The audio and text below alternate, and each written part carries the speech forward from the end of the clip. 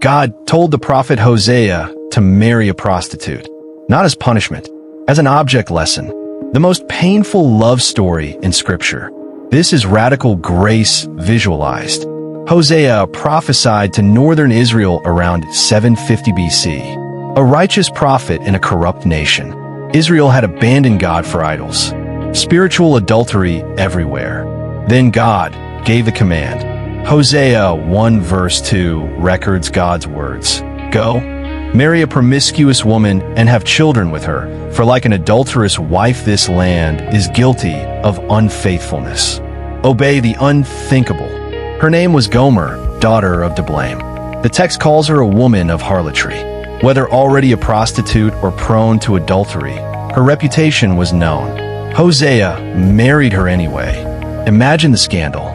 A prophet of God marrying a prostitute. The whispers, the judgment, the shame. But Hosea obeyed, because God's point was bigger than Hosea's reputation. They had 3 children. God named each one prophetically. Jezreel, God will scatter. Lo-Ruhamah, not loved. Lo-Ami, not my people. Their names declared Israel's coming judgment. But Gomer returned to her old ways. She committed adultery, left Hosea, went after lovers who gave her gifts, abandoned her faithful husband and children. The heartbreak was intentional. Hosea's pain was real. This wasn't theater. His wife betrayed him. His heart shattered, his family broken. And God said, "Now you understand how I feel about Israel."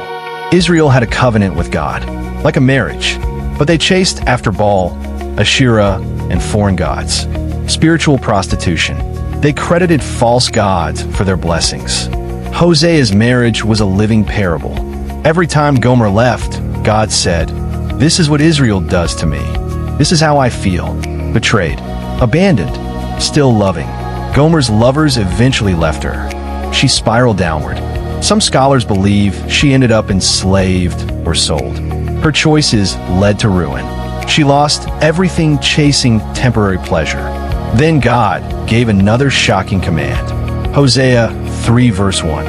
Go, show your love to your wife again, though she is loved by another and is an adulteress.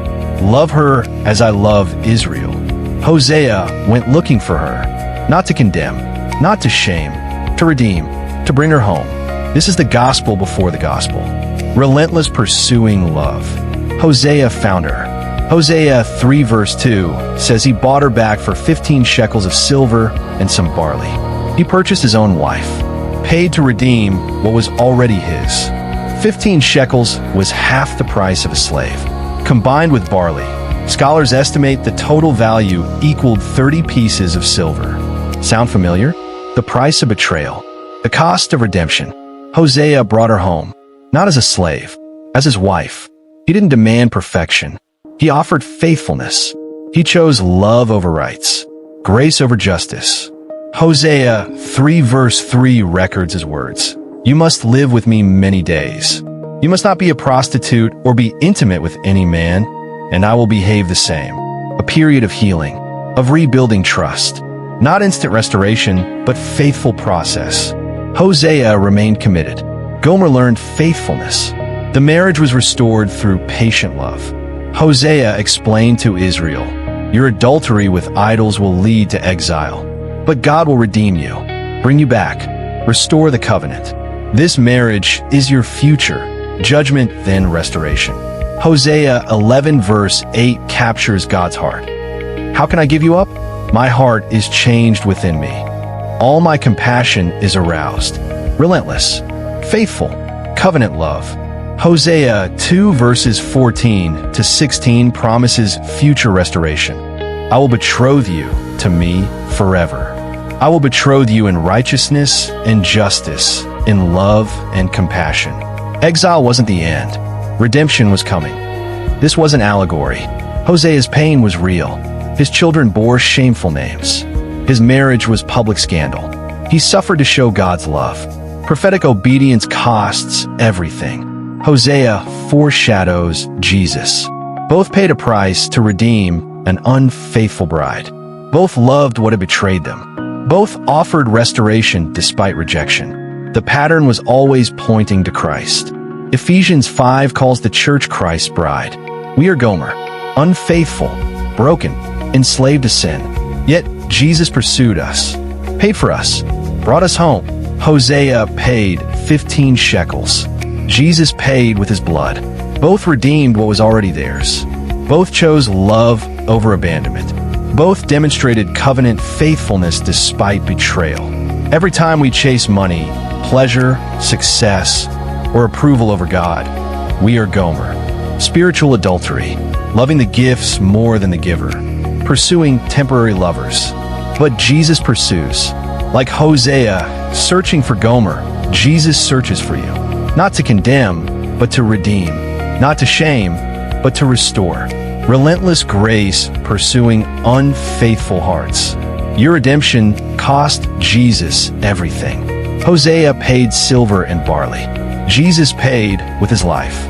Purchased you out of slavery to sin. Made you his own again. Hosea called Gomer to faithfulness. Jesus calls you to faithfulness. Stop chasing lovers that can't satisfy. Return to the one who died to have you. Choose covenant love. Gomer was restored. Israel was restored. And you can be restored. No matter how far you've wandered, Jesus' redemption reaches further. Grace covers everything. Hosea's story proves God's faithfulness doesn't depend on ours.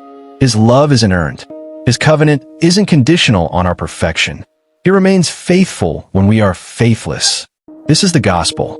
God loving his unfaithful people. Jesus redeeming his adulterous bride. Grace pursuing rebels. Love that won't let go. Covenant faithfulness despite our betrayal. Hosea obeyed the unthinkable to show God's love. Jesus did the impossible to prove his love. Comment unfailing love if you believe Jesus redeemed you despite your unfaithfulness.